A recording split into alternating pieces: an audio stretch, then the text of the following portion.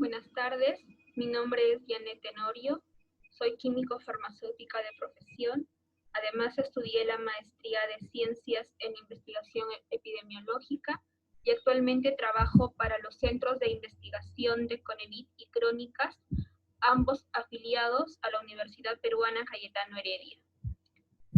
Agradecerles por la invitación y espero que el desarrollo del tema sea útil para todos ustedes. Voy a hablarles sobre el diseño del marco teórico y la justificación de la investigación científica.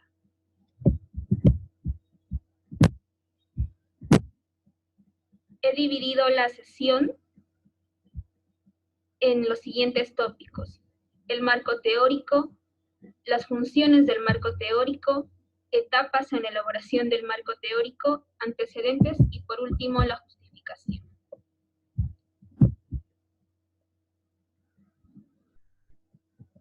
Para pensar en elaborar un marco teórico, previamente ya debemos tener planteados nuestra pregunta de investigación y nuestros objetivos.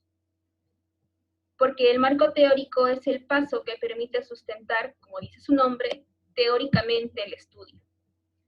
Además, permite exponer y analizar las teorías, conceptualizaciones, perspectivas teóricas y los antecedentes que nos servirán para encuadrar nuestra pregunta de investigación. El marco teórico describe el estado del conocimiento respecto a nuestro problema de investigación. Explica todo lo que se ha hecho al respecto, para luego, basándonos en esta situación, fundamentar lo que nosotros queremos hacer. Mientras preparaba la clase, me pareció interesante cuando leí un libro de metodología de investigación en el que consideraban que la construcción del marco teórico es un proceso y un producto.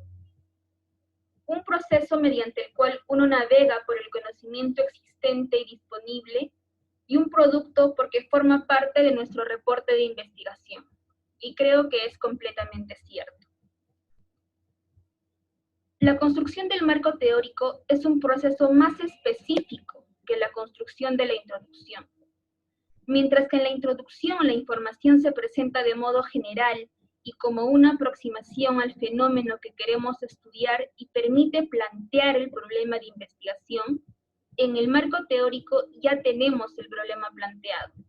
Y lo que buscamos es darle sustento teórico que nos permita definir claramente las variables, las categorías, los indicadores, instrumentos de recolección e incluso herramientas de análisis que nos permitan concretar nuestro estudio. Ahora bien, ¿para qué sirve el marco teórico o cuáles son las funciones del marco teórico? El marco teórico ayuda a prevenir errores que se han cometido en estudios anteriores. Por ejemplo, encuentro un estudio que entre sus limitaciones reportó deficiencias en el método de muestreo, y yo planteo hacer un estudio similar. Evidentemente no voy a usar el mismo muestreo que este estudio, tendré que escoger un método de muestreo más adecuado. Además, orienta sobre cómo ha de realizarse el estudio. Al revisar los antecedentes nos podemos dar cuenta de qué tipos de estudios se han efectuado, cuáles son los diseños que han utilizado, los criterios de elegibilidad por el cual incluir o excluir participantes, métodos de recolección de datos, tiempos de seguimiento, etc. Y nos sirve como filtro para saber qué quiero y qué no quiero para mi investigación. El marco teórico amplía el horizonte y centra la investigación. Nuestro conocimiento previo de un tema puede estar limitado, y definitivamente siempre está limitado. Entonces, estudiar las diferentes teorías que giran en torno a un tema nos brindan un mejor panorama, nos permiten entender mejor. Por otro lado, hay temas muy amplios y debemos aprender a delimitar la perspectiva con la que queremos enmarcar nuestra investigación. Documenta la necesidad de realizar el estudio, sobre todo cuando nuestro marco teórico hace referencia a vacíos o cosas que están pendientes de estudiar. y que nuestra investigación puede ayudar a llenar esos vacíos o ayudar a comprender mejor el problema. Además, estimula nuevas investigaciones porque nos damos cuenta qué es lo que falta por investigar, qué es lo que falta por hacer. También nos ayuda a plantear nuestras hipótesis, porque justamente es la base teórica que aporta el sustento para el planteamiento de nuestras hipótesis. Por ejemplo, si mi hipótesis es que el conocimiento de las comunidades guía sus prácticas en salud, entonces mi marco teórico debe centrarse justamente en eso, en teorías que sustenten cómo las comunidades guían sus prácticas en salud. Por último, el marco teórico provee un marco de referencia para interpretar los resultados de estudio. ¿Cómo es esto?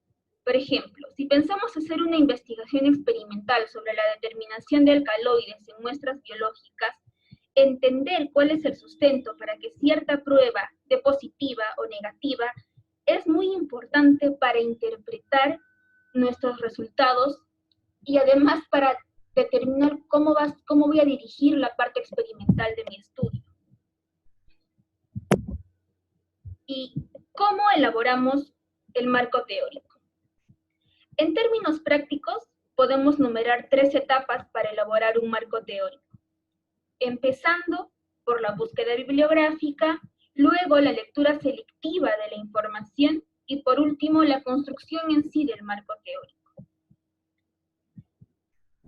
Hablar de búsqueda bibliográfica es un tema amplio y requiere una clase aparte que no sé si ya la han tenido o la van a tener. Pero de la búsqueda bibliográfica solo voy a rescatar algunos puntos clave. Solo para recordarles, he colocado la pirámide de la evidencia. Cuanto más alta es la pirámide, la calidad de la información brindada es mejor. Pero hay que tener cuidado y no subestimar ningún nivel, porque el aporte que le puede dar a nuestra investigación puede venir de donde menos lo esperamos. A veces, antes de iniciar nuestra búsqueda bibliográfica, podemos consultar a nuestros docentes expertos, porque ellos saben dónde tenemos que buscar y nos van a evitar trabajo innecesario.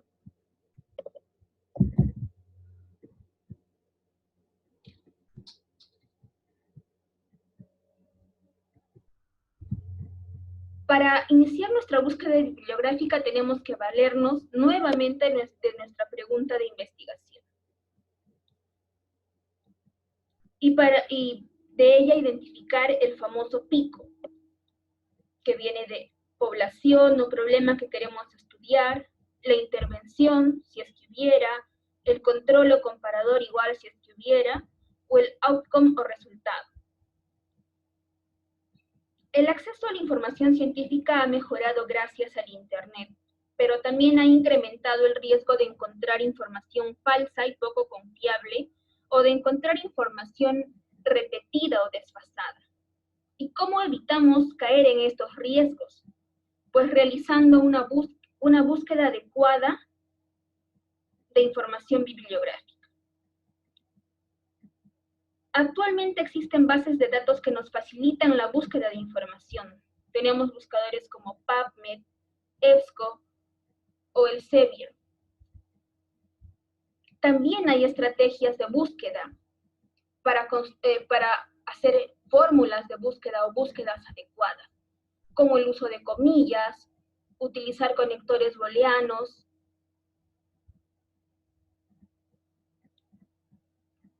Pero pasa que a veces nos emocionamos y cuando hacemos nuestras búsquedas bibliográficas, automáticamente entramos a PubMed o a buscadores indizados. Es cierto que te dan mejor calidad científica y no está mal, pero no debemos olvidar que también tenemos recursos más al alcance, como son las tesis que están en las bibliotecas de nuestras universidades, que incluso ahora tienen repositorios virtuales. ¿Para qué nos sirven esas tesis? Pues son lo más cercano a nuestra realidad.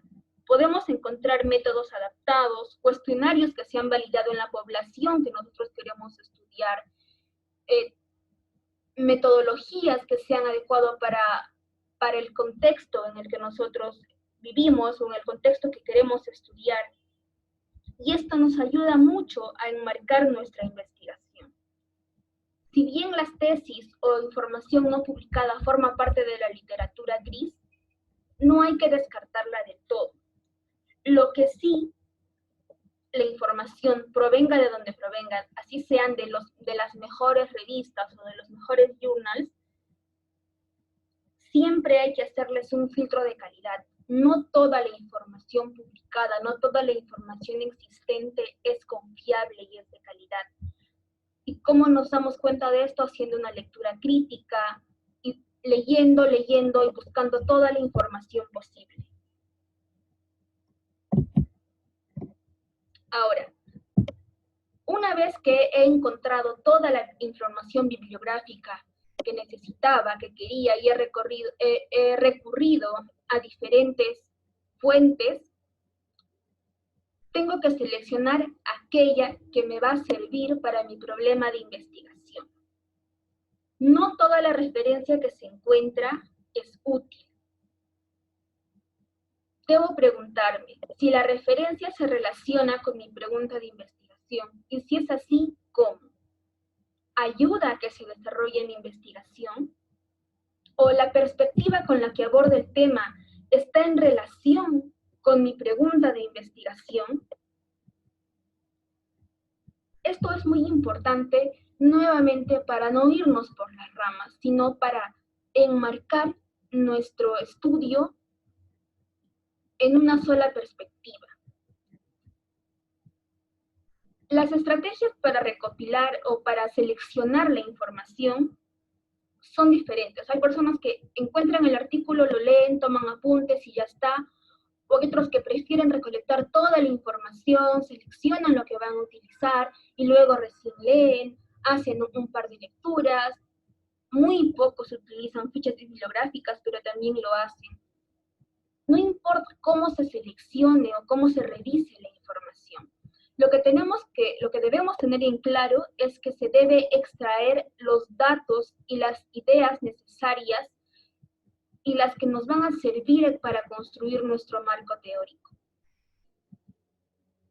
En todo lo que encontremos vamos a tener la necesidad de extraer a veces ideas, a veces temas completos, simplemente comentarios, o cifras, gráficos o estadísticos.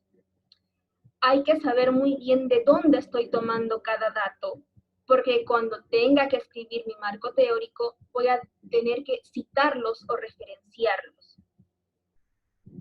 Podemos resumir y parafrasear la información que encontramos o podemos reproducirla textualmente.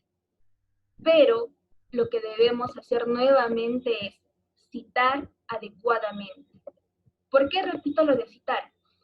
Porque es en el marco teórico donde más plagio se encuentra en las tesis. Entonces, tengamos mucho cuidado. La construcción del marco teórico es básicamente sentarnos y plasmar toda la bibliografía en un documento escrito. Esta es la fase de la elaboración del producto. ¿Qué debemos recordar? Fundamentalmente, normas de puntuación.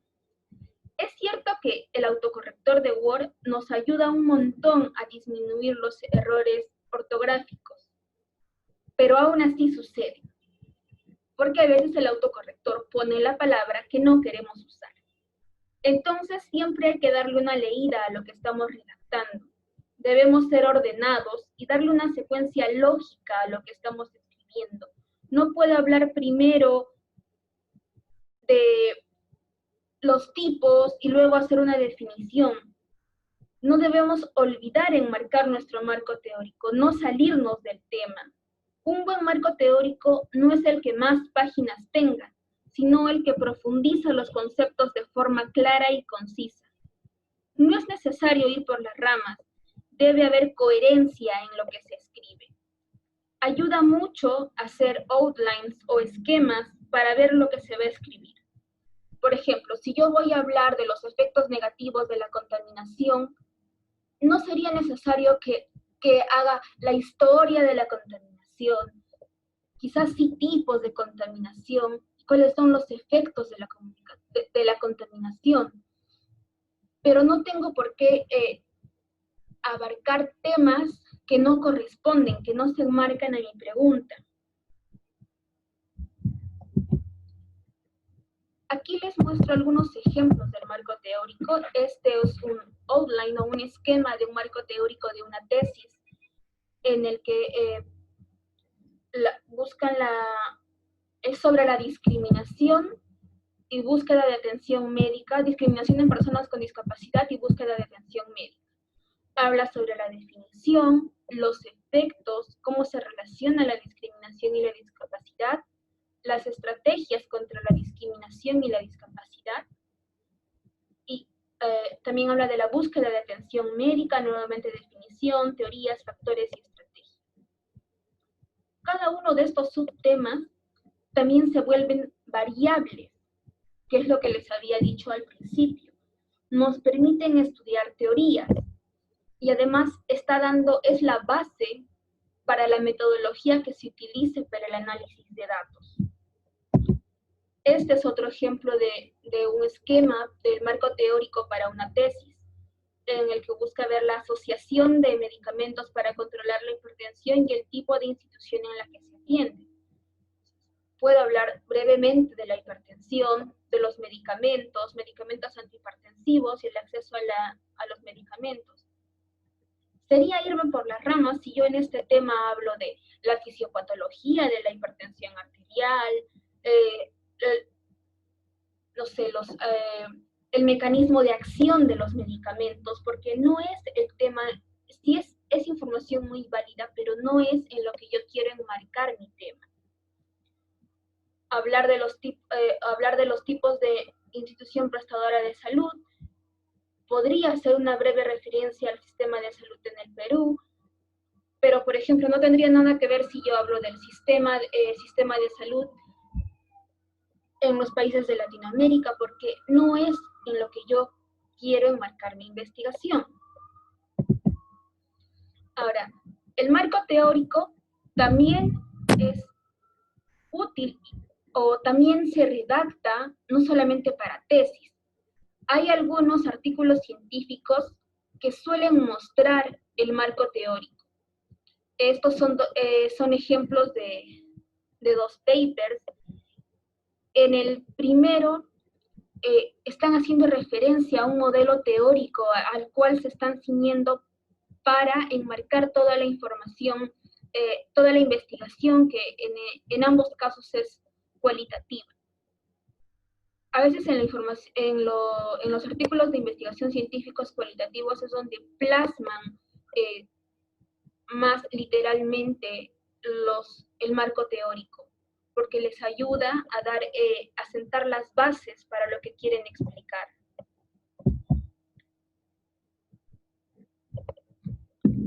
La revisión de los artículos científicos para la elaboración del marco teórico de todas las investigaciones que se han hecho se constituyen en los antecedentes. Y cuando yo encuentro información de estos antecedentes, puede revelarnos que existe una teoría completamente desarrollada que describe, explica o predice de manera lógica, completa y profunda un fenómeno o una situación. Entonces, si es que esta teoría es muy sólida, lo que puedo hacer es utilizarla como estructura de mi marco teórico. Pero ojo, hay que revisar muy bien si es que esto ya explica completamente todo lo que un estudio, quizás estoy tratando de repetir algo que ya se ha hecho, algo que es muy conocido. Entonces, para esto también me sirve la elaboración de un marco teórico, para no repetir estudios. Si me doy cuenta que es así, tendría que cambiar de tema o ver si es que planteo una pregunta, o quizás mi pregunta sigue siendo muy válida, pero necesito darle otro enfoque, o plantear interrogantes que aún no se hayan comprobado o profundizar y ampliar los elementos que ya que se han presentado en esta teoría que está muy desarrollada. También podemos encontrar teorías que se aplican a nuestro problema de investigación. Si se descubren teorías o modelos aplicables al problema de investigación, podemos elegir uno, sobre todo cuando estas teorías son muy diversas o son controversiales, y basarnos en esa una o única que escojamos para construir nuestro marco teórico. Optar por una de las teorías no nos debe permitir caer en contradicciones lógicas o caer en contradicción con otras teorías ya planteadas. Ahora bien, estas diferentes teorías pueden variar en aspectos menores. Entonces, lo que debemos hacer es tomar todas las proposiciones comunes y acoplarlas entre sí. Identificar muy bien si todas estas varias teorías que existen son complementarias o son controversiales y optar por una de ellas. Adoptar mi postura a una de ellas. También hay antecedentes que están escritos en partes, en piezas o por trozos. A veces no encontramos que algo explique claramente los fenómenos que queremos estudiar, pero pueden haber generalizaciones comprobadas en la mayor parte de las investigaciones realizadas. En este caso, yo debo de tomar lo que me interesa, sobre todo de los resultados y las conclusiones de estos antecedentes, darles un esquema lógico, y esto sirve muchas veces para nuestras hipótesis.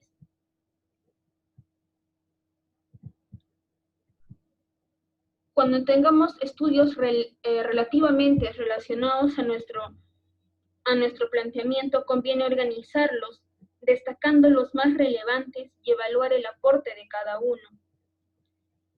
Y si hay temas que no están investigados o son ideas muy vagas, buscar literatura que, aunque no se refiera al problema específico, lo ayude a orientarse dentro de él. Esto pasa sobre todo cuando queremos hacer investigaciones que no se han hecho en nuestra población o en cierto lugar que queremos estudiar. Podemos utilizar información o de estudios que hayan hecho en otros lugares con características muy similares a nuestra población, que nos pueden ayudar a guiar y también nos pueden ayudar a discutir en el futuro.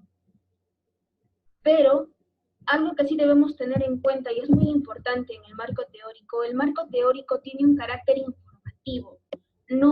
Su objetivo no es generar controversia, no es discutir resultados, es simplemente plasmar o mostrar lo que ya existe y en lo que se va a fundamentar nuestra investigación.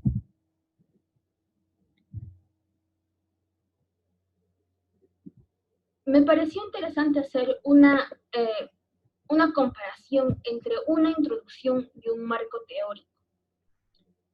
La introducción también es producto de una búsqueda bibliográfica, pero presenta información concisa que va a permitir plantear nuestra pregunta de investigación, mientras que el marco teórico profundiza, hace suya la información en base a la pregunta de investigación ya planteada.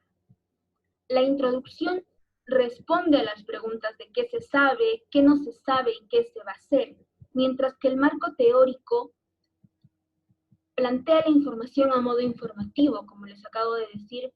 Además puede contener títulos o subtítulos, mientras que la introducción no. Y finalmente voy a hablarles sobre la justificación.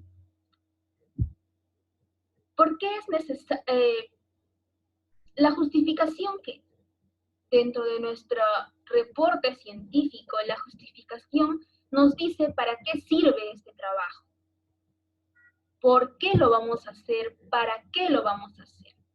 La justificación a veces puede ser social, puede ser académica, puede ser científica. Una justificación también es quiero tener mi título, quiero hacer mi grado. Es una justificación, es cierto.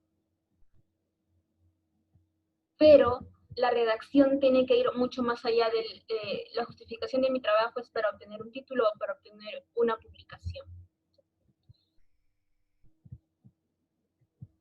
Porque lo que algunos consideren relevante para investigar puede no serlo para otros.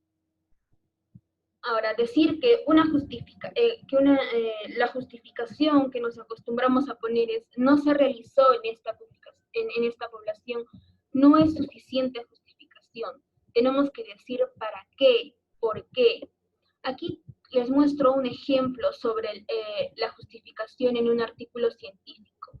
Dice que hay muy pocos estudios que evalúan las características demográficas y clínicas en los pacientes con diabetes, pero este estudio puede ayudar a identificar los principales factores que afectan el curso de la diabetes mellitus tipo 2. Entonces, le está dando un valor agregado. ¿Para qué quiero hacer mi investigación? ¿Para qué sirve?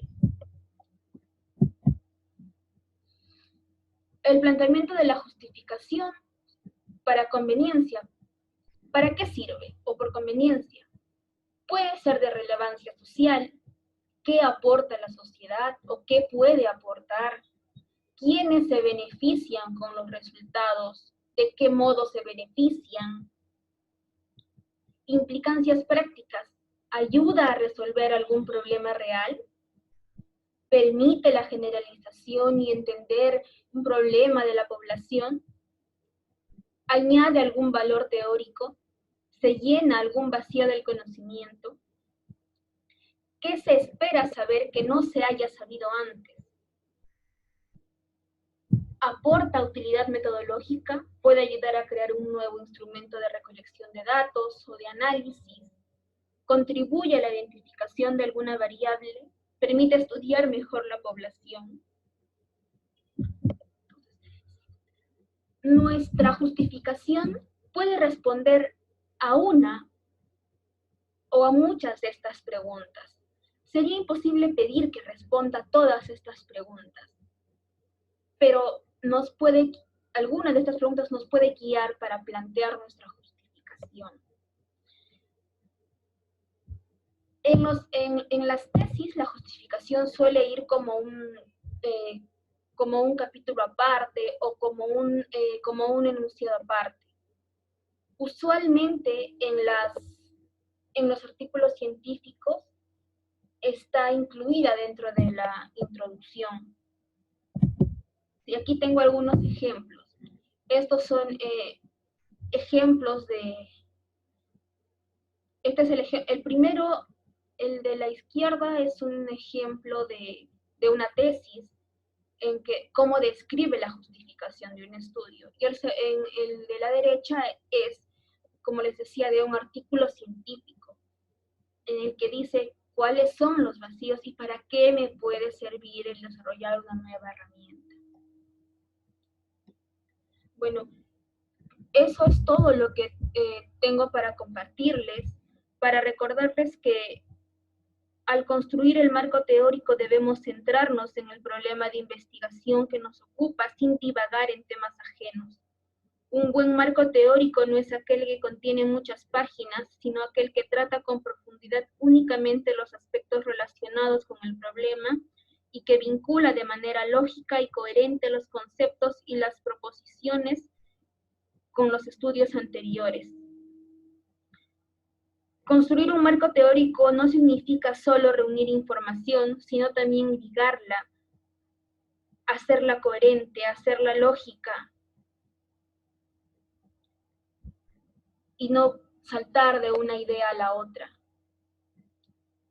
Y bueno, y la justificación responde a la pregunta de para qué o por qué vale la pena hacer la investigación que estoy planteando hacer, o si ya la hice, por qué la hice y qué aporta. Esta es la bibliografía que he utilizado para preparar el material. Muchas gracias a todos. Dejo ahí mi correo para cualquier pregunta o cualquier comunicación. Muchas gracias.